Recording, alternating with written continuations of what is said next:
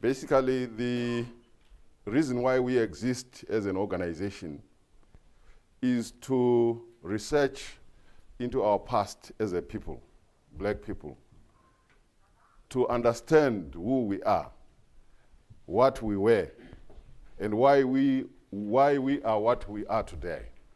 Because a lot of things happened in our past as a people. You know that before we became independent, about 4.5 centuries to 5.5 centuries, we were under foreign domination. Firstly, it was 4.5 centuries of slavery and 1 century of colonization. Now, that kind of experience does not leave you intact. And as a result, you will find that the only race in the world which looks down upon itself is the black race. It doesn't matter where they are, whether they are in America or Brazil, they think that other races are better than them in terms of even skin color. When we look at white people, we think their color is most superior to ours. We think their intellect is higher than ours. We think they're more gifted than we are. And that is because of the experiences that we went through in the 5.5 centuries of foreign domination. So we suffer from inferiority complex. And I think as black people, we must admit this in order for us to put ourselves in a situation where we can change the situation for ourselves. The people who formed this trust, the Zimbabwe Heritage Trust, were 3 men and 2 women who thought an effort must be made to give black people the confidence they need so that they stand on firm ground and they believe that it is proper to be black and there's nothing wrong with it. And so how do we do it? We research into the heroism of black people. A lot of things were achieved by black people. If you read about the Egyptian civilization, many books will tell you that that civilization belongs to a Caucasian race, when in actual fact, what is known as Egyptian civilization is black civilization. What you know as pharaonic Egypt, the Egypt of the pharaohs, was Egypt of black people. So whatever was discovered, whatever was invented in Egypt in that time was done by black people. Black people have done a lot of things in the past which the white people who colonized us, who wrote books, have decided to hide from us. And that's the kind of information that the Zimbabwe Heritage Trust is trying to uncover, to discover, and make public to the black people so that they can be proud of who they are because their ancestors achieved a lot of things. And to do this, we get the assistance of academics. People at institutions like this one, people at institutions like universities who do the research for us. And when we get the information, we intend to write books. And we hope these books will go into educational institutions. And in this respect, we have started a heritage publishing house. Heritage publishing house, which will be responsible for publishing the material that we find in our research efforts. We have already identified areas on which to write books, and we are in the process of commissioning writers, identifying people who can write books on the specific topics that we have identified, which will expose the kind of information that we want known to the people. That project is at an advanced stage because we already have a printing press, and we are using that printing press to print our newspaper, The Patriot, which is another project which you perhaps must be familiar with. The Patriot is a newspaper that we started in May of last year.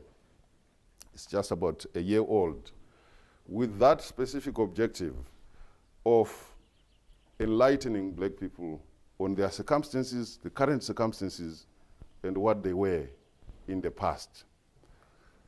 You look at our culture today, it is not African culture.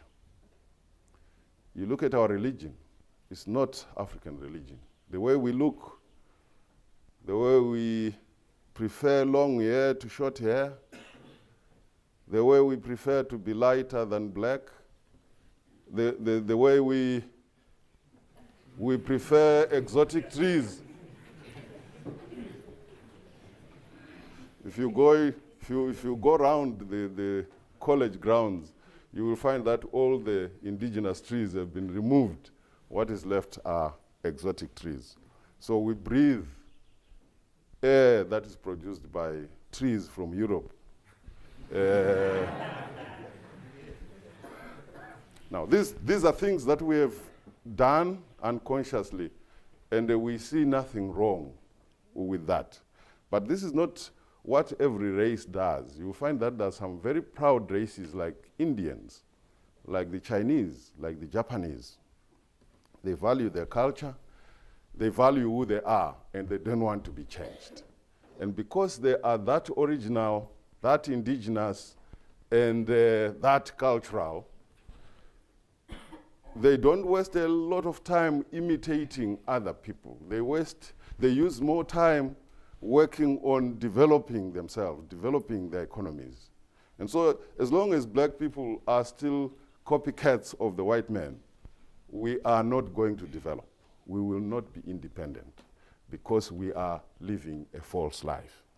That, I think, is an issue that the young men and women of this country must be aware of, so that we take deliberate steps to be independent people, people who believe in being black, being Zimbabwean.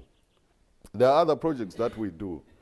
Apart from the Patriot, and by the way, the Patriot, the people who contribute to the Patriot are academics. So most of the articles that we read in the Patriot come from people that are working at universities. They come from established writers whose national consciousness is very sharp, whose consciousness for being black is very sharp. And these are people that we deliberately identified to contribute to the paper. So when you read it, don't read it like a newspaper, because the information contained in there is not information that expires. It is information that will last forever in terms of its usefulness. We have a team. These gentlemen that you see with cameras belong to the department that is responsible for researching into Chimrenga 2. And what we do basically in that effort is to interview all the war veterans that we can come across.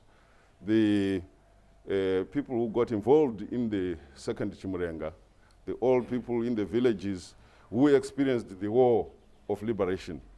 We talk to them and ask them to relate their history from the beginning to the end.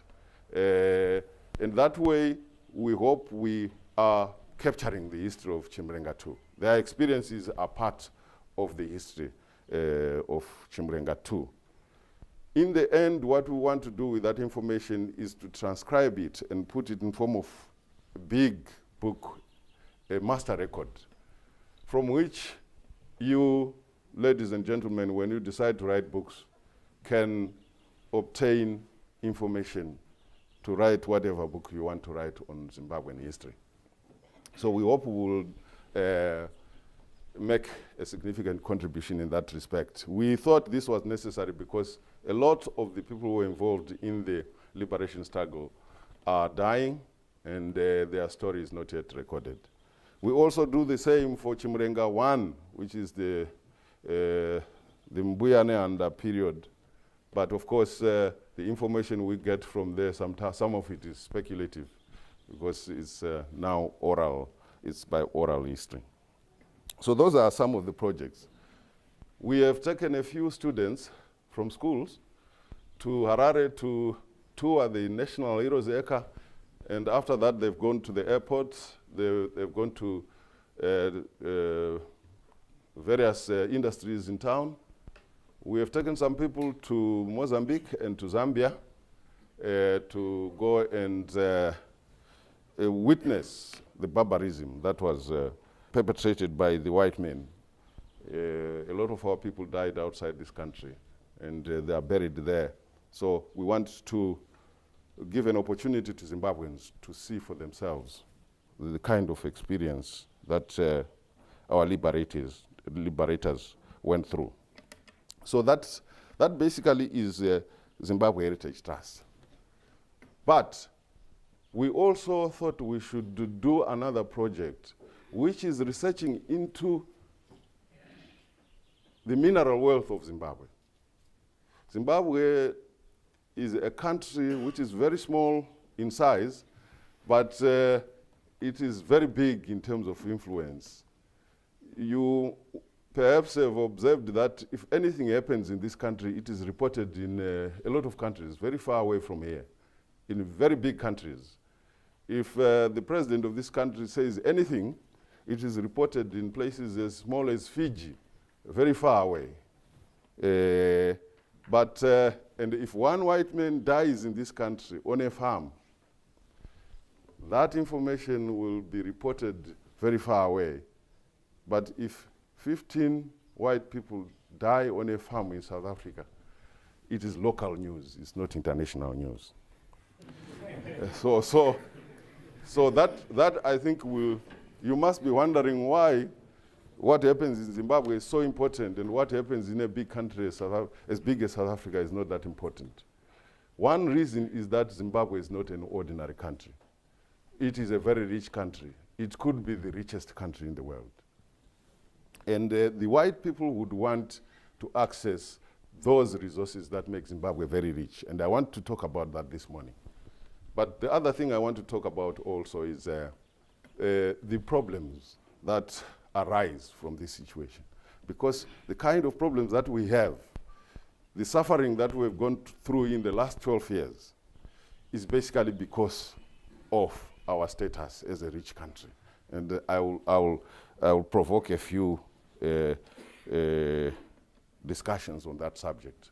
And then in the end, I would want to talk about the role of religion in colonization, because religion is at the center of culture. And when your culture is a religion that doesn't belong to you, you behave in a manner that does not support your interests. You behave in a manner that supports the owners of the religion. And I will be talking about briefly. So that is what we're going to be talking about this morning.